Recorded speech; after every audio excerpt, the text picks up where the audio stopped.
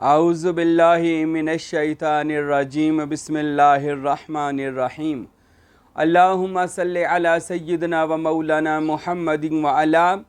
آل سیدنا و مولانا محمد و بارک وسلم اللہم ربی زدنی علما ربی زدنی علما ربی زدنی عملا۔ جی تو آج ہم بات کریں گے اپنا جو میں نے اصل دین محمدی صلی اللہ علیہ وآلہ وسلم سے لوگوں کو بتایا کہ حضور پاک صاحب لولاک خاتم النبیین احمد مجتبیٰ جناب حضرت محمد مصطفیٰ صلی اللہ علیہ وآلہ وسلم نے جو اصل دین محمدی عطا فرمایا وہ اپنی اہل بیت اکرام علیہم السلام، اہل بیت اطہار سے وہ اصلی دین مبارک اولیاء اللہ کے سینہ بسینہ دین محمدی یعنی کہ اسم اللہ ذات کا تصور، اسم اللہ ذات کی وہ پاور اور وہ طاقت جو حضور پاک صلی اللہ علیہ وسلم کے سینہ میں اللہ تعالیٰ نے جس کو روشن فرمایا تھا غار ہیرا میں، وہ اسم اللہ ذات کی پاور طاقت، وہ اسم اللہ ذات کے کرشمے، اسم اللہ ذات کے معجزات، اسم اللہ ذات کی طاقتیں، وہ حضور نبی پاک صاحب لولاک صلی اللہ علیہ وسلم سے چلتی مولائے کائنات حضرت علی علیہ الصلاۃ والسلام اور ان کے بعد 12 امام اور ان سے جتنے بھی اولیاء اللہ فیض یاب ہوئے ہیں اور اب تک ہو رہے ہیں، یہ اسم اللہ ذات کی طاقت اور پاور ان اولیاء اللہ کے پاس پہنچی، اور یہ وہ اصلی دین محمدی ہے جو بندے کو بے نیاز کرتا ہے، جو بندے کو دنیا میں ذہنی قلبی سکون اور قبر و حشر کا لا خوف علیہم ولا هم یحزنون کا جو بندے کو یہ مرتبہ اور مقام عطا فرماتا ہے، وہ ہے اصل دین محمدی جو صرف اللہ کے ولیوں کے در سے ملتا ہے، اللہ کے ولیوں کے پاس ملتا ہے، اللہ کے درویش مرد کمال کے پاس ملتا ہے۔ اسی مرد کمال کی آج پھر ہم بات کرتے ہیں کہ جن کے پاس جب اسم اللہ ذات کی وہ طاقت وہ پاور پہنچی تو انہوں نے کیسے بغداد شریف میں ڈیرہ لگایا، اپنا آستانہ بنایا، اپنا مرکز بنایا اور لوگوں کو فیض یاب کیا، فیضان دیا، لوگوں کے مردہ قلوب کو اسم اللہ ذات سے روشن کیا۔ اس ہستی برحق کا نام محبوب سبحانی قطب ربانی قندیل نورانی سید شیخ عبدالقادر جیلانی الحسنی والحسینی رضی اللہ تعالیٰ عنہ و رحمت اللہ تعالیٰ علیہ۔ آئیے ہم بات کرتے ہیں کہ وہ اسم اللہ ذات کی پاور جناب غوث اعظم رحمت اللہ علیہ کے پاس آئی اور انہوں نے اس اسم اللہ ذات کی طاقت سے کیسے کیسے کرشمے دکھائے۔ آج بات کرنے والے تو منہ کھول کر بات کر دیتے ہیں کہ یہ کیسے کراماتیں ہو گئیں۔ اور میرے بھائی قرآن مجید جتنی قرآن مجید میں جتنے اللہ کے پیاروں کا ذکر ہے، نبیوں کا خاصان خدا کا ذکر ہے، تو ان کے واقعات، ان کے تجربات، ان کے مشاہدات، ان کی کرامات یا ان کے معجزات کا جو ذکر قرآن مجید میں آیا ہے، اللہ رب العزت صرف ہم سب کو یہ بتانا چاہتے ہیں کہ بندہ خدا اگر پچھلی سابقہ امتوں کے ولیوں کا یا سابقہ امت کے نبیوں کا یہ معجزات و کرامات اور ان کے اولیاء کی یہ معجزات و کرامات تھیں تو اللہ ہمیں یہ سمجھانا چاہتے ہیں اے میرے بندو تم جناب محمد مصطفیٰ احمد مجتبیٰ کے امتیوں میں سے ہو، اور محمد مصطفیٰ صلی اللہ علیہ وسلم کے امتیوں کی تو یہ شان ہوگی کہ جیسے پیارے نبی صلی اللہ علیہ وسلم نے فرمایا تھا کہ مجھے یمن سے کرن سے اللہ کے سانس لینے کی خوشبو آتی ہے۔ تو وہ کیسے خوشبو آتی ہے، وہ کیوں خوشبو آتی ہے؟ اس وجہ سے کہ یہ امت محمدیہ کے اولیاء اللہ ہیں جو پچھلی امت کے اولیاء اللہ سے کھربوں گنا درجہ افضل اور اعلیٰ مقام رکھتے ہیں۔ اللہ تعالیٰ نے قرآن مجید میں ہمیں سابقہ انبیاء اور ان کی امتوں کے احوال اور ان کی امتوں کے اصحاب، جیسے اصحاب الخدود تھا، اصحاب الخدود جو تھے ان میں بھی ان کا ایک لیڈر تھا، ان کا ایک مرشد تھا، ان کا ایک آقا تھا جن کے بڑے معجزات و کرامات اس زمانے میں ہوا کرتے تھے۔ تو ایسے ہی پھر اصحاب کہف ہے جن کا ذکر قرآن مجید میں موجود ہے کہ اللہ تعالیٰ نے کیسے ان کو محفوظ فرمایا اور ان کے کتے کو بھی اور ان کو جنتی بنا دیا، جنت عطا فرما دی، اور ان کا باقاعدہ ایک پوری ڈیٹیل سورہ کہف میں بیان کی، پورا چیپٹر باندھا ان کے اوپر اللہ تعالیٰ نے۔ سمجھانا اللہ کیا چاہتے تھے، صرف ایک واقعہ سنانا کیا؟ کیوں واقعہ اللہ تعالیٰ کی جو بات ہوتی ہے وہ حکمت سے خالی نہیں ہوتی۔ یاسین والقرآن الحکیم، یہ قرآن حکمت سے بھرا ہوا ہے، دانائی سے بھرا ہوا ہے، نصیحتوں سے بھرا ہوا ہے۔ اللہ ہمیں یہ بتانا چاہتے ہیں کہ پچھلی امت کے جو اولیاء تھے ان کے پاس صفاتی نام تھے، میرے ذاتی نام نہیں تھا۔ اللہ کی صفاتی تجلیات ان کے قلوب پر ہوا کرتی تھی، ان کی روحوں پر ہوا کرتی تھی، اور وہ اللہ کی صفاتی تجلیات میں گم ہو کر ولی بنتے تھے، اولیاء بنتے تھے، خاصان خدا بنتے تھے، خلیفہ خدا بنتے تھے، اور پھر وہ لوگوں کو اپنی کرامات دکھاتے تھے، فیض دیتے تھے، بیماروں کو ٹھیک کرتے تھے، اور جو بھی لوگوں کی مشکل کشائی تھی وہ کرتے تھے۔ تو یہ تو احوال ہے قرآن میں سابقہ انبیاء کا اور ان کی امت کے اولیاء کا۔ اب آپ اور میں انصاف کرتے ہیں کہ سارے نبیوں کے جو سردار ہیں وہ جناب محمد رسول اللہ ہیں، اور محمد رسول اللہ کی جو امت کے ولی ہیں وہ ساری امتوں کے ولیوں کے سردار ہیں، ٹھیک ہے؟ ساری امت کے ولیوں کے سردار ہیں، جو امت محمدیہ کی امت کے ولی ہیں، پچھلی سابقہ امتوں کے وہ ولیوں کے سردار ہیں۔ تو ان ولیوں کے سرداروں میں سے میں آج ایک سردار کی بات کرتا ہوں جن کا اسم گرامی سید عبدالقادر جیلانی ہے، جو اپنی حسب و شجر و نسب سے حضور نبی کریم صلی اللہ علیہ وآلہ وسلم تک جن کا شجرہ طیبہ پہنچتا ہے، وہ غوث اعظم سید عبدالقادر جیلانی رحمۃ اللہ علیہ کہ حضرت اپنے گھر میں بیٹھے تھے اور محفل ہو رہی تھی، اللہ کے ولی بیٹھے تھے، حضور غوث پاک رحمۃ اللہ علیہ لوگوں کو اسم اللہ ذات کا تصور، اسم محمد کا تفکر اور فنا فی الشیخ کی منزل اور مراتب اور خدا کی معرفت کے بھید لوگوں کے دلوں میں وہ ٹرانسفر کر رہے تھے، منتقل کر رہے تھے، فیض دے رہے تھے۔ غوث اعظم رحمۃ اللہ علیہ ولیوں کے سردار، محفل ہو رہی تھی، اور محفل کے دوران غوث اعظم رحمۃ اللہ علیہ پر ذکر سلطان جاری ہو گیا۔ آپ کا لوں لوں اللہ ہو کا ذکر کرنے لگ گیا، ہو کا ذکر ہونے لگ گیا، اور جناب غوث اعظم وجد کی کیفیت میں چلے گئے، مستی کی کیفیت میں چلے گئے۔ غوث اعظم رحمۃ اللہ علیہ پر جب وجد ہوا تو آپ کی پگڑی مبارک اتر کر زمین پر تشریف لے آئی، پگڑی زمین پر گر گئی۔ مریدوں نے جب دیکھا تو انہوں نے بھی اپنی پگڑیاں اتار دیں کہ مرشد کی پگڑی اتری ہے تو اپنی بھی اتار دو۔ یہ آداب مرشد میں سے ہے۔ دیکھیں اگر مرشد کھڑے ہیں تو آپ بھی کھڑے ہو جائیں، بیٹھے ہیں تو بیٹھ جائیں۔ مرشد کا اگر سر مبارک ننگا ہے تو اپنا بھی ننگا کر دیں، ٹھیک ہے؟ یہ آداب مرشد، اللہ کے ولیوں کے جو آداب ہے، اہل طریقت ان کو سمجھتے ہیں۔ تو جناب غوث اعظم رحمۃ اللہ علیہ کے سارے مریدوں نے بھی پگڑیاں اتاری، ٹوپیاں اتاری، زمین پہ رکھ دی۔ جب حضرت کی وجد کی کیفیت مکمل ہوئی، ختم ہوئی، تو فرمایا یار دوستو اپنی اپنی پگڑیاں رکھ لو۔ سرکار نے بھی اپنی پگڑی مبارک اپنے سر مبارک پر رکھ لی، اور دوستوں کے بعد آپ بھی اپنی پگڑیاں اپنے سروں پر رکھ لو۔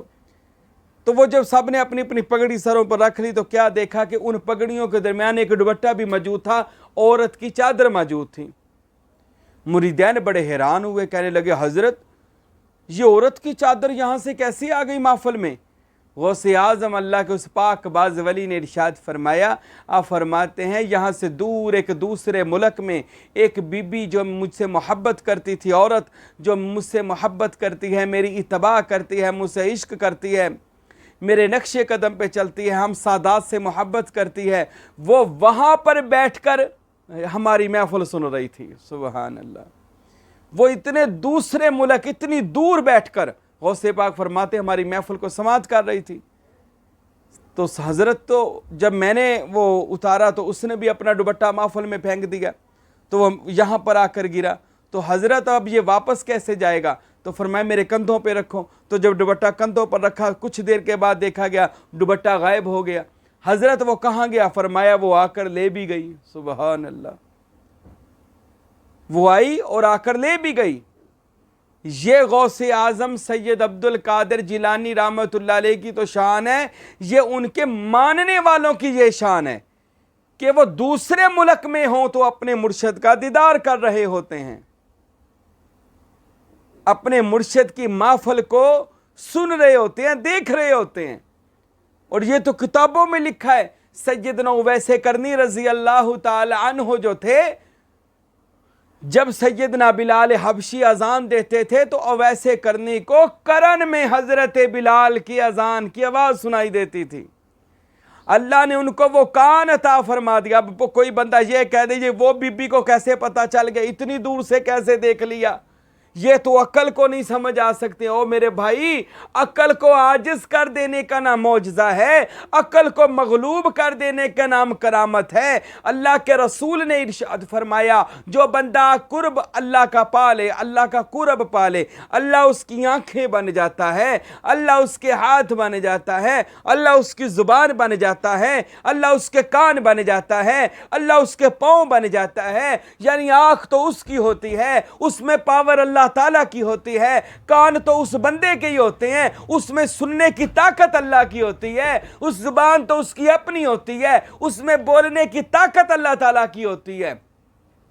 اور میرے بھائیوں، جو کوئی بندہ اللہ کے نام وقف ہو جائے، اپنے آپ کو اللہ کے نام پر لگا دے، اپنے آپ کو درے کوچے جہنم میں بیچ دے، اپنے آپ کو توحید کے رستے میں فنا کر دے، میرے بھائیوں پھر اللہ بھی اس پر ایسا فضل کرتا ہے، ایسا کرم کرتا ہے، اللہ اپنے بندوں میں اس بندے کو ممتاز بنا دیتا ہے، اللہ اپنے بندوں میں سے اس بندے کو چنتا ہے، اور اللہ اس کو اولیاء کے مقام پر غوث، قطب، ابدال، درویش، کلندر اور سلطان الفقراء کے مقام پر اللہ اس کو فائز فرما دیتا ہے۔ پر شرط یہ ہے وہ بندہ اللہ سے محبت کرے اور اللہ اس سے راضی ہو جائے، اللہ اس سے راضی ہو جائے۔ باتیں بڑی کرتے ہیں، کرامت نہیں ہو سکتی، ایسے کیسے ہو گیا، غوث اعظم نے بیڑا پار کیسے کر دیا، غوث اعظم نے مردوں کو زندہ کیسے کر دیا، بابا فرید نے بجلی کیسے لوٹے میں بند کر لی۔ اور میرے بھائی، کرامت اور معجزہ اگر عقل میں آ جائے، پھر اللہ نے انبیاء کو وہ کیوں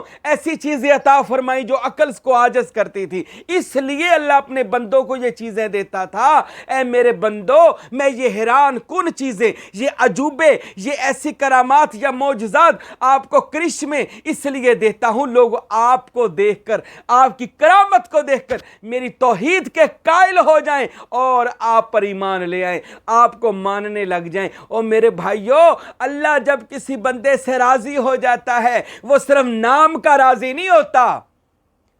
آج ہم سمجھتے ہیں پتہ نہیں جس کے پاس بہت پیسہ آ گیا اللہ اس سے راضی ہو گیا، نہیں۔ جو بڑا دولت مند ہے، شہرت مند ہے، یا کوئی بڑا اونچے عہدے پر فائز ہے، اللہ اس سے راضی ہو گیا۔ اس سے اللہ راضی ہونے کا یہ مقصد، یہ مطلب نہیں ہے اللہ اس سے راضی ہو گیا۔ اللہ جس سے راضی ہوتا ہے، اللہ اس کے دل کو اسم اللہ ذات سے روشن کرتا ہے۔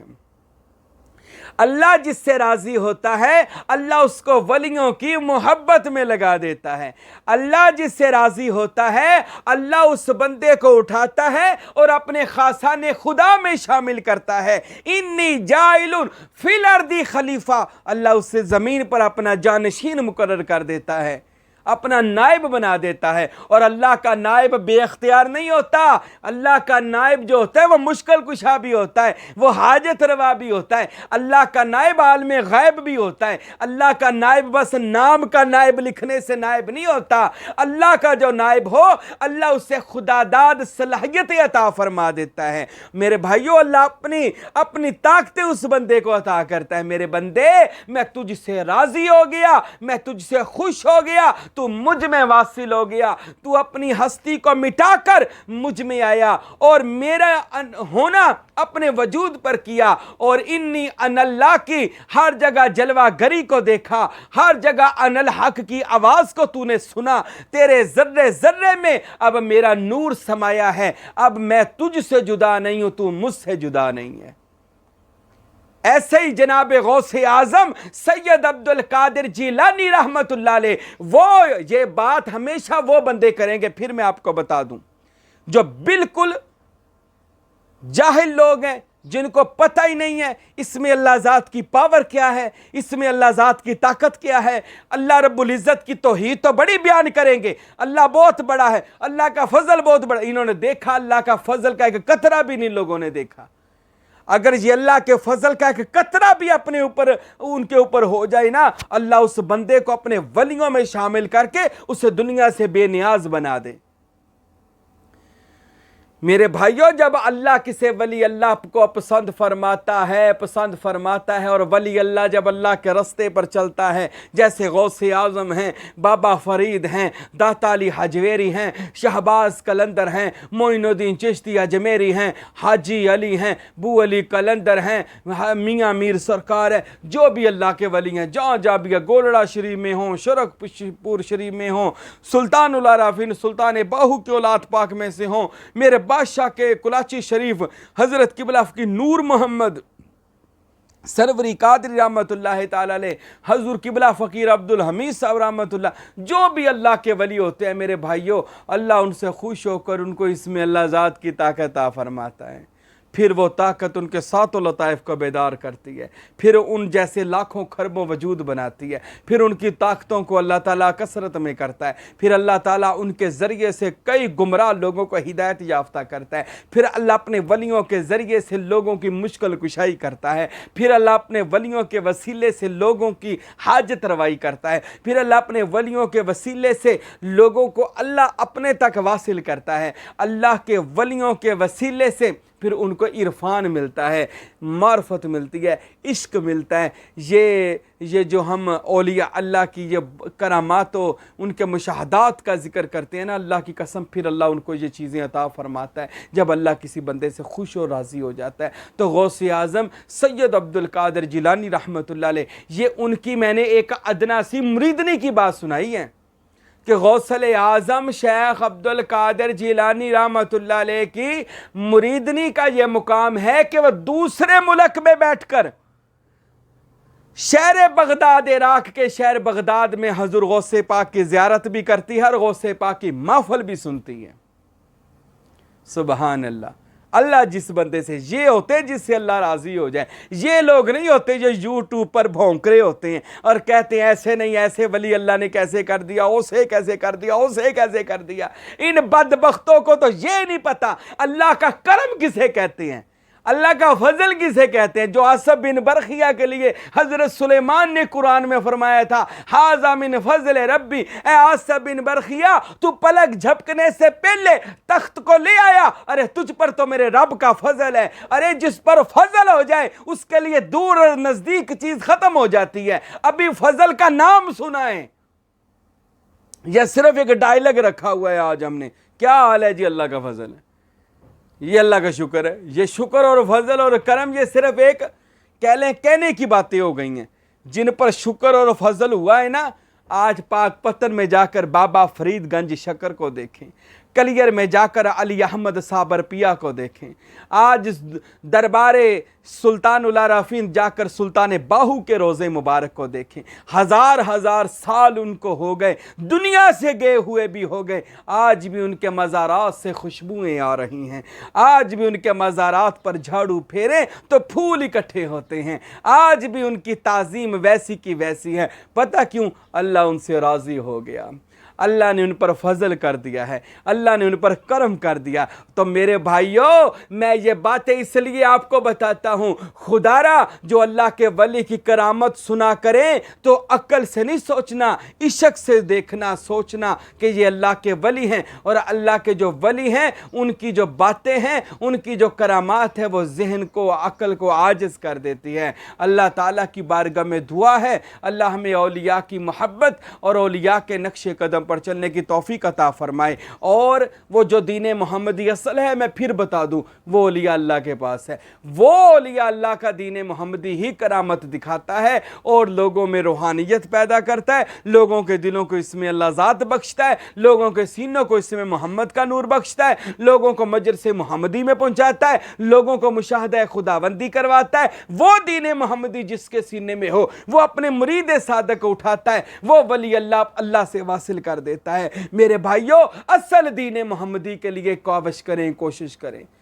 یہ دین نہ لیں جو مولویوں کا بناوٹی دین ہے، کتابوں کا ڈھیر لگا کر بیٹھ جاتے ہیں، یہ دین کتابوں والا ہے، ٹھیک ہے، یہ کتابوں والا دین نہیں ہمیں چاہیے، ہمیں وہ دین چاہیے جو اللہ اور اللہ کے رسول سے ہمیں واصل کر دے، جو ہمیں لڑائیاں کروائے، جو گستاخ اور بے ادب اور توہین پر مجبور کرے۔ ہمیں تو ایسا دین نہیں چاہیے، ہمیں تو وہ اسلام چاہیے جو سلامتی والا ہو۔ رسول خدا نے فرمایا وہ مومن ہی نہیں ہو سکتا جس کی ہاتھ و زبان سے دوسرا مسلمان محفوظ نہ ہو۔ ارے یہ کیسا کتابی علم ہے، یہ کیسا دین دے رہے ہیں کہ ہمیں بے ادب کر رہے ہیں، ہمیں گستاخ کر رہے ہیں، ہمیں توہین کرنے کے لیے کہہ رہے ہیں۔ ارے بھائیو، دین محمدی صلی اللہ علیہ وآلہ وسلم جن کے سینے میں ہوتا ہے، یاد رکھیں وہ لوگ دنیا میں ورکعوا مع الراکعین ایسے جھکے ہوئے ہوتے ہیں کہ ان کو دیکھ کر محمد مصطفیٰ یاد آئیں، ان کو دیکھ کر مولا کائنات حضرت علی یاد آ جائے، اتنے عاجزی کہ وہ پیکر بن جاتے ہیں جن کے سینے میں اصلی دین محمدی ہوتا ہے۔ ارے وہ کسی کو کافر نہیں کرتے بلکہ کافروں کو مسلمان کر کے سینے سے لگا لیتے ہیں۔ اور میرے بھائیوں، اصلی لوگوں کی پہچان کریں، اولیاء اللہ کی پہچان کریں، اولیاء اللہ کے قدموں میں بیٹھیں، ان کی صحبت لیں، ان کی تعلیم لیں۔ اگر نہیں سمجھ آتی تو سمجھیں، قرآن میں اور حدیثوں میں یا اولیاء اللہ کی باتوں میں بہت ایسی باتیں ہیں جو ہماری عقل سے بالاتر ہیں، ہم ان کے پاس بیٹھیں گے تو ان کی سمجھ آ جائے گی۔ تو آج سے اپنی زندگیاں میرے بھائیوں، اصلی دین محمدی جو اولیاء اللہ کے پاس ہے، اپنے اپنے مرشد سے رابطہ رکھیں، مرشد سے رابطہ رکھیں، مرشد سے رابطہ رکھیں۔ اور جن کے مرشد نہیں ہیں، کسی کامل ولی اللہ کے لڑ لگ جائے اور اصل دین محمد الرسول اللہ صلی اللہ علیہ وآلہ وسلم جو بندوں کو جوڑتا ہے، جو بندے کو اللہ سے ملاتا ہے، وہ دین حاصل کریں۔ اللہ مجھے اور آپ کو اولیاء اللہ کی نسبت، اولیاء اللہ کی محبت اور فیضان اور غوث اعظم دستگیر کا فیضان عطا فرمائے، آمین۔ وما علینا الا البلاغ المبین۔